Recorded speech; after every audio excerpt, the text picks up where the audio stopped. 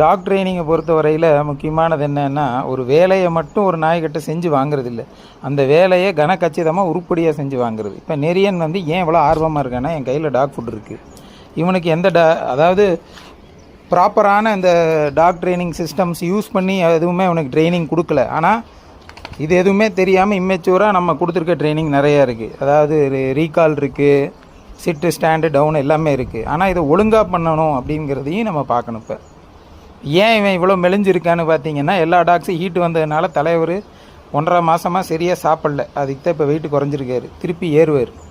நிறைய உட்காரு. இது வந்து நம்ம இன்ஃபார்மலாக கொடுத்த ட்ரைனிங்கு பாருங்கள். ரேய் பார்த்தீங்களா, இதில் எவ்வளோ மிஸ்டேக்ஸ் பண்ணுறான்னு, குதிக்கிறது எல்லாம் பண்ணிக்கிட்டு இருக்கான். இதே ப்ராப்பராக ட்ரெயின் பண்ணோம்னா உக்காருன்னா உக்காந்த மாதிரியே இருக்கும். உக்காரு, குட் பாய். இன்ஃபார்மலாக பண்ணுறதா இதெல்லாம். சரி, ப்ராப்பர் ட்ரைனிங் பேசிக்ஸ் எப்படி ஆரம்பிக்கிறது? ஃபஸ்ட்டு வந்து பார்த்தீங்கன்னா, ஒரு காம்படிட்டிவ் ஒபீடியன்ஸுக்கு நீங்கள் பண்ண வேண்டியது வந்து, இந்த டாக், நம்ம டாக் இருக்கு இல்லையா, நம்ம இப்படி ஸ்டாண்டர்டைஸ் பொசிஷனில் நிற்கணும். இந்த நெறியை தட்டி விட்டுக்கிட்டான். இவன் ஆக்சுவலாக நல்ல டாக் கிடையாது ட்ரைனிங் சொல்லித்தரக்கு, பட் இவனை வச்சே பண்ணுவோம். சுமார் நெறியன் இப்படி ஸ்டாண்டர்டைஸ் பொசிஷனில் நின்றுட்டு நம்ம கையில் ஃபுட்டு வச்சுட்டு அதை வந்து இப்படி வச்சு இப்படி வச்சு டாகை வந்து கூப்பிடணும். டாக் வந்து இப்படி வாங்கும்போது இப்படி சைட்லலாம் நிற்கக்கூடாது, நம்ம கைக்கு நேராக நின்று வர்ற மாதிரி நம்ம பண்ணணும்.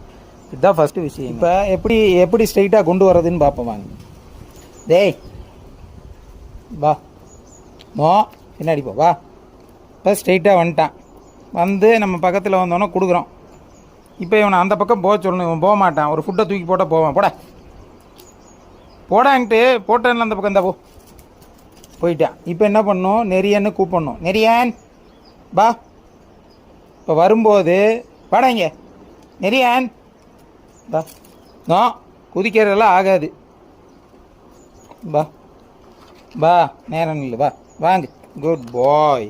இப்போ இந்த மாதிரி ஃபஸ்ட்டு பண்ணும்போது நிறையா மாறி தான் நாய் பண்ணும், ஒழுங்காக பண்ணாது. அது எல்லாத்தையும் தாண்டி கண்டினியூஸாக பண்ணால் தான் நடக்குங்க. ஸோ இதை வந்து நீங்கள் ஃபஸ்ட்டு இந்த இதை ஒழுங்காக கொண்டு வந்தாலே நிறைய விஷயம் அதுக்கப்புறம் பண்ணலாம் டாகுக்கு. வெயிட் பண்ண நெறியன், சேஸ் போய் எடுத்துகிட்டு வான். எடுத்துகிட்டு இப்போ வா நெறியன் பா. இப்போ பாருங்க, அவனாகவே நேச்சுரலாக கொஞ்சம் நேராக வர்றான் பார்த்தீங்களா. இது போக போக இது வந்து நார்மலாகவே அவன் நம்ம கூப்பிட்டா அப்படித்தான் வரணும். சேஸ் நெறியன் பா, நேராக வா, குட் பாய். இப்போ நேராக வர்றதுக்கு மட்டும் கொடுக்கறத விட்டுட்டு நேராக வந்து உக்காந்தோன்னே கொடுக்கணும். அதுவும்